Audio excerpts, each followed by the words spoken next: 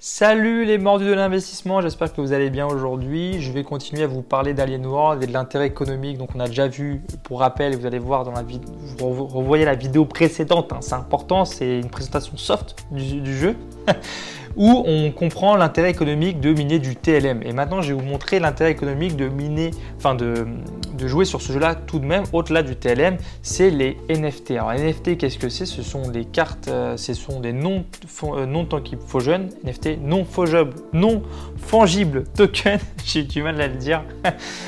C'est quoi? Tout simplement, en fait, c'est des objets virtuels qui t'appartiennent réellement.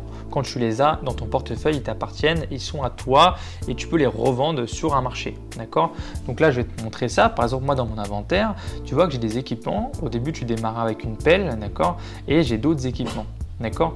Ces équipements-là, il y a mon chien qui aboie. Chut. Eh ouais, c'est un chien de garde. Bref. C'est un chiot surtout. Donc j'en étais où? Oui, les équipements. Donc voilà les équipements ici et ils ont une vraie valeur, d'accord? Et c'est là où l'intérêt économique, je voulais t'en parler. Quand tu vas sur Atomic Hub, je te mettrai évidemment les liens dans la description, ça va de soi. Quand tu cliques sur Market et tu vas dans Alienworld, tu vas dans Tools.world, donc ça c'est tous les équipements, tu vois qu'en fait la pelle ça coûte 0,05 centimes et par exemple que celui-là coûte 0,30 centimes, donc c'est équivalent à 1,29 en wax à l'heure actuelle, etc., etc. Donc c'est un vrai intérêt économique, c'est-à-dire que toi, ton objectif de départ, comme tu auras une pelle, c'est d'acheter plusieurs pelles, d'accord? Tu vas miner du TLM, tu vas du coup les échanger avec l'échangeur ici en wax.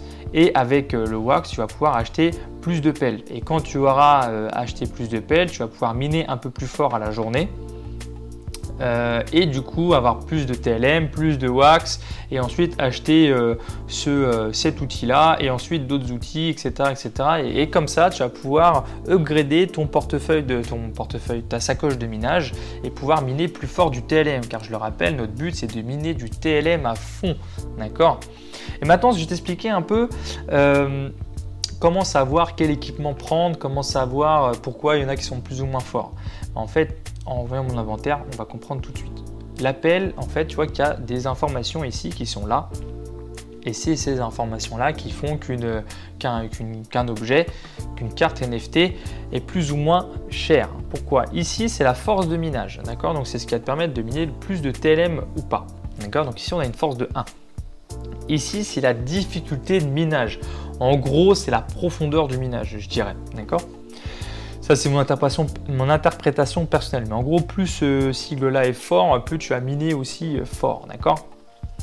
Et là, ici, c'est une part de chance pour avoir d'autres NFT. Parce qu'en minant du TLM, tu as aussi de temps en temps la chance de récupérer un NFT. Donc, ça peut être un NFT d'équipement de minage, mais ça peut être aussi un personnage du jeu, ça peut être une arme, etc. D'accord? Donc, tu vas pouvoir avoir, à chaque fois que tu vas miner, avoir la chance de récupérer un NFT ou pas. Donc ça, ces trois valeurs sont très importantes et c'est ce qui font qu'un équipement est plus ou moins cher. Tu vois que si je vais sur l'équipement que j'ai à côté dans mon inventaire à moi alors je te fais cette vidéo, tu vois qu'ici la force de minage est de 2, donc c'est mieux. La force de forage, je dirais, est de 1.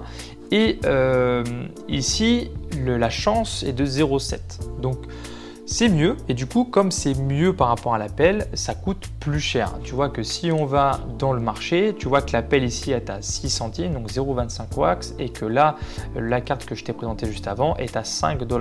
D'accord? Donc moi j'ai eu de la chance quand j'ai démarré, je l'ai reçu par chance en minant du TLM, je l'ai reçu et donc j'ai pu l'utiliser tout de suite. Voilà, tout simplement.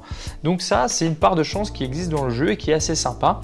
Mais vraiment voilà, ton premier target ça va être de miner beaucoup de TLM, d'acheter beaucoup de pelles et ensuite d'acheter des standard capacitors parce que regarde, comme tu peux le voir, ici on a 1,005.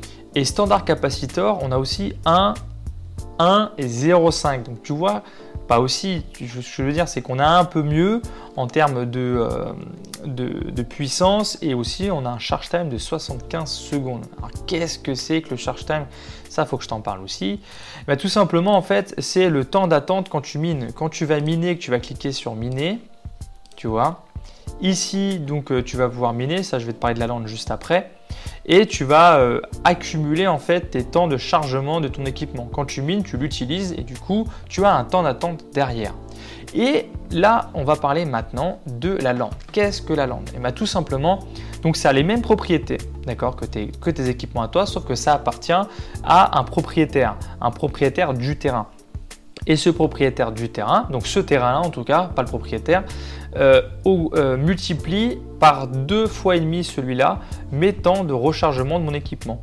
Donc ça, voilà, c'est un choix à faire. C'est à toi de trouver tu vois, dans le monde, dans celui-là, il y a plusieurs mondes. Par exemple, si je vais sur celui-ci, tu vois, bon, voilà, le charge time est de 2.0, donc de 2.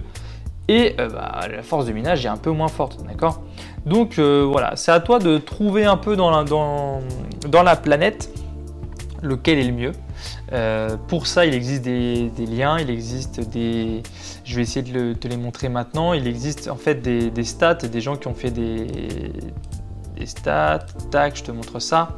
Donc voilà, là par exemple, moi je suis sur la planète Cavian. Je peux choisir la force de minage 2. Et donc tout ce qui est grisé là, je sais que c'est ici qu'il faut que j'aille sur la map si je veux les retrouver. Donc ça aussi, je te mettrai le lien dans la description. Mais voilà, tu as plein de petites choses comme ça qui te permettent d'optimiser un peu ton minage et de savoir où aller directement. Donc ce petit truc-là est vraiment sympa pour ça. Donc voilà, là cette vidéo c'était vraiment pour te parler du NFT et de la puissance du NFT parce que je te rappelle, ça c'est dans la première vidéo où je t'explique à fond, c'est qu'on mine du TLM pour pouvoir l'envoyer ensuite sur d'autres portefeuilles et parce que sur Binance par exemple, on peut très bien l'échanger. Donc voilà, j'espère que cette vidéo, j'essaie de faire des vidéos assez courtes, d'accord? Il y en a beaucoup en anglais sur ce jeu-là, mais très peu en français.